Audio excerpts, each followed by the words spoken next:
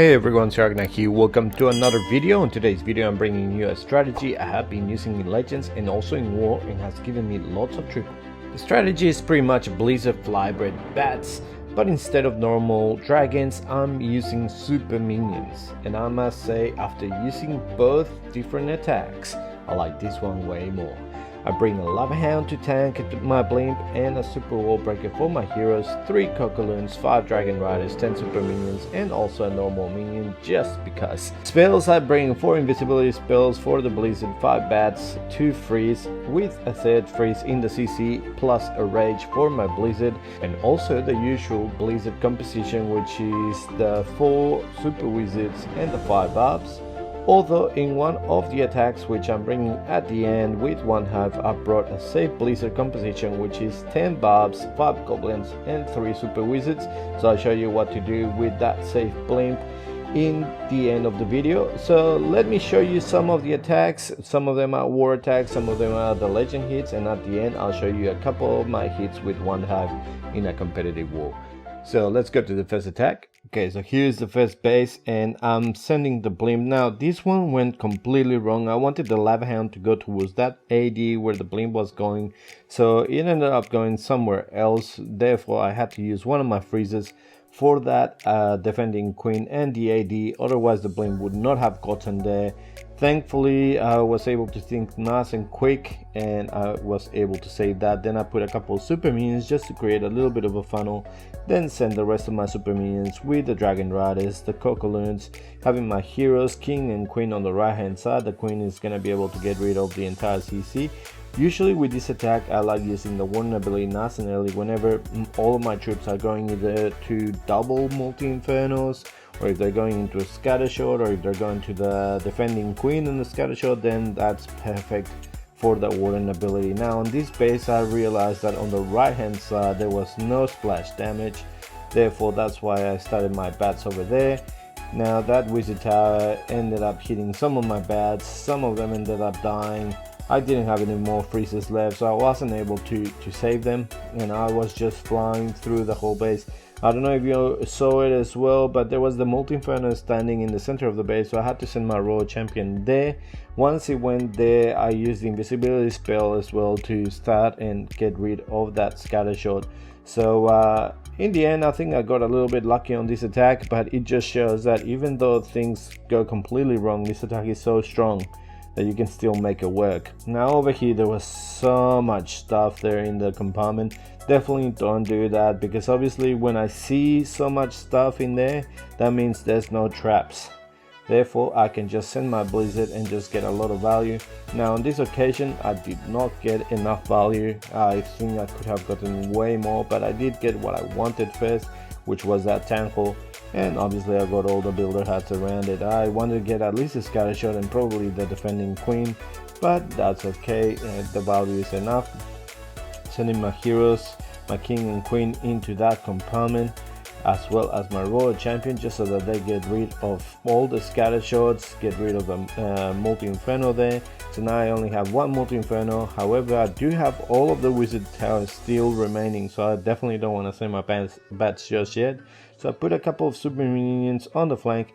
Now this is something that I've been using as well. If you want your troops to go into the center of the base, so you need to use anything you've got to funnel them in there. So usually I will use like 3 super minions on the flanks if I've already used my heroes. Another thing you can do is just have the king on one side, the queen on the other side. It's really base dependent and whatever you want to do, but that's what I like about this army. You can just chop and change and just do whatever you want to do for the base. On this one we ended up having a nice little triple, and those were the war attacks. I will have another couple of war attacks at the end, but now let's get to the legend hits. So as you know, in Legends League there's a lot of ring bases, so a lot of the time what I do try doing with my Blizzard is to try to go into the center of the base and get rid of the tankle, which is why I have that Lava Hound. The Lava Hound needs to tank there so that my blimp can get all the way in. Usually if you don't have that Lava Hound, it won't get all the way through to the center, but that's okay. If you don't want to use a Lava Hound and you don't want to go to the center, you can also just kill some of the sides to create a bit of a funnel.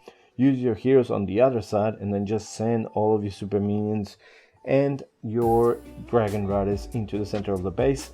I don't recommend going through the tank hole. However, if you're really good and patient with your warden ability, that can still work as well. And usually when that happens, so let's say I didn't get the tank hole, you have 3 freezes that you can use for the tank hole. So probably you're not gonna get a 3-star, but you can still save the 2-star with those freezes.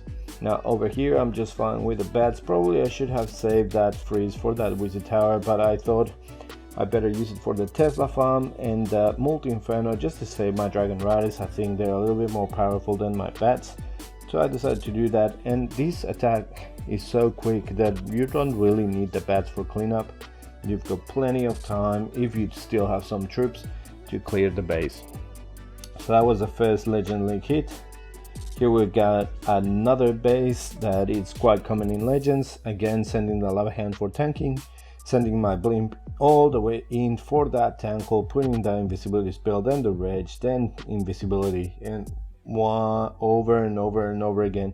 Now the only thing, have a look at your troops. If they're down to the blast or they're down to the poison, then it's a waste to put another invisibility spell there.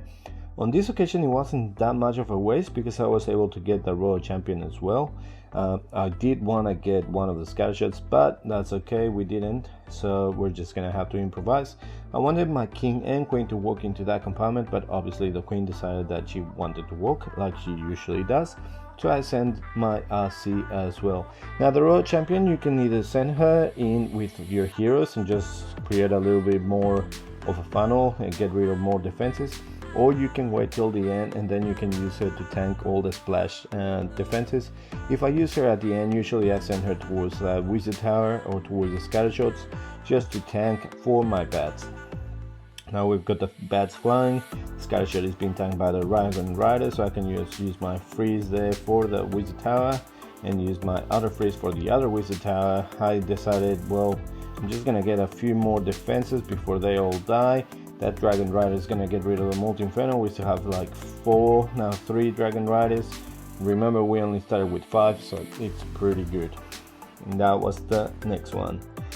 Now we've got this other ring base in Legends from 0-1. Again, using the Lava Hand and the blimp to go all the way in for the tank hole. It gets all the way there, even though there were like 2 or 3 Seeking Emmas that were trying to get it down. All of the scaly spells, they don't matter if you've got invisibility spells. And the tank hole goes down. Managed to get what I wanted, plus the eagle, which is beautiful. So then I decided to start with my heroes just to get rid of that AD and also create, like, break the ring, so that I have a better pathing for my super minions and Dragon Riders. I see that they're going towards the left, so I'm just having a look at where my heroes are gonna be walking, what are they gonna do, send my super wall breaker just so that my queen can go into that compartment and get rid of the scatter shot and the wizard tower, and then I see a clear pathing for my super minions and I send them in. Now one thing that you can do with super minions, you can put like 4 of them. Remember, they've got like 3 long shots and then they have to approach and then they just continue hitting. So you can send them in 2 waves, you can send them in 1 wave if that's what you want. But the good thing about the super minions as well is that you can spread them wide as well. You don't have to do it like dragons. With dragons you have to place them kind of like in a centralized area and keep them together just so that they can get rid of the defenses nice and quick. With the super minions you can spread them and then just put the Dragon Riders, and then the Dragon Riders are just gonna fly in front. They're gonna be tanking for your super minions, and the super minions, the way that they hit, the damage per second, is so quick that it helps them out as well, and also they help for cleanup. Over here we've got turning, which is another common Legend League base. So I'm just having a look. Okay, what are we gonna do? Send the Lava Hound to tank that AD, and then send the blimp. I wanted to land on that channel since I know that in that channel, if they start targeting the tank hole, they're gonna be able to get rid of it, and they do. As well as getting rid of one of the multi-infernos, they got rid of some wizard towers, they damaged the Royal Champion, and they pulled the CC, which is perfect for me. And then on this occasion I decided to send the super minions first with the Dragon Riders before the heroes. put the heroes at 3 o'clock just to create that other side of the funnel with the super wall breaker. The king is going to be able to walk in, and the queen is going to be able to remain outside, just clearing more defenses. As my dragon riders are going into the base and they're going to start getting hit by the scatter shots, I decide to use my warden ability. They're all going in. Then usually with the bats, I'll wait and see where all the splash damage is left, and then I decide where I want to send my bats. Basically, I don't want to be putting freezes left, right and center. So with the bats, it's better if you just wait a little bit and let your troops go through the base. But the other thing is that you don't want to wait till the end when you don't have any more troops to tank, and then you send your bats. Sometimes it works, but I don't think it's a very good idea. You kind of want them towards the end, but while there's still troops around. Over here I send my blimp for the tank hole again. As you can see, usually with my blizzard, I always go for the tank hole because it gets rid of a very important building, and then it also creates nice pathing for the rest of my troops. Plus, a lot of CCs are very close to the tank hole, so they also get lured. And if you want, you can send your heroes on one side and they're gonna be able to get rid of the CC without getting hit, i.e. if it's a lava hound or something like that. Another thing that you can do, instead of bringing a minion, you can bring a couple of archers, and then you can use that archer just to lure your CC out. Over here I've got the super minions and the dragon riders. They're all going into the center of the base. This is another thing I found out with like this composition. I'm not sure if it's because it's this composition or my hits have been lucky or what it is, but as you can see, I'm not really creating an amazing funnel. I'm not, but all of my troops seem to always be going into the center of the base, which is what I want. With the dragons, a lot of the time they just end up splitting and they just start going left, right, and then the center of the base is intact. So that's one of the things I'm liking about the super minions. I think because you are able to spread them wide, they create themselves a funnel. Over here I sent the blimp as well on this base to get rid of that tankle, and then I was trying to get rid of some more defenses around, get rid of the defending archer queen. The CC got pulled out again. Now this is another thing I've been noticing. There's still a lot of super minion CCs, which I'm guessing they're making a comeback. I must say they're still quite strong in defending CC, so if you've got any clanmates that have super minions, probably now you're gonna be able to be one of those clanmates if you use this technique. It's definitely a good idea to use them. What I've seen is like super minions with mass archers in the CC. It's actually quite annoying. So over here I'm sending the super minions and the dragon riders. You want to use that warden ability to protect most of your air troops as they're flying into the base. As soon as they start getting damage, they do stick together, that they do end up being within the Grand Warden aura, so you're going to be able to protect all of them at the same time. Here we've got the bats. They were flying around, they were getting rid of a lot of defenses, and once again, you don't want your bats, well, obviously if your bats stay alive for the entire raid, it's perfect, but you don't need to. Over here I've got my 2 war hits with one. We had a war against SKB, and I ended up getting a 6-pack with this army.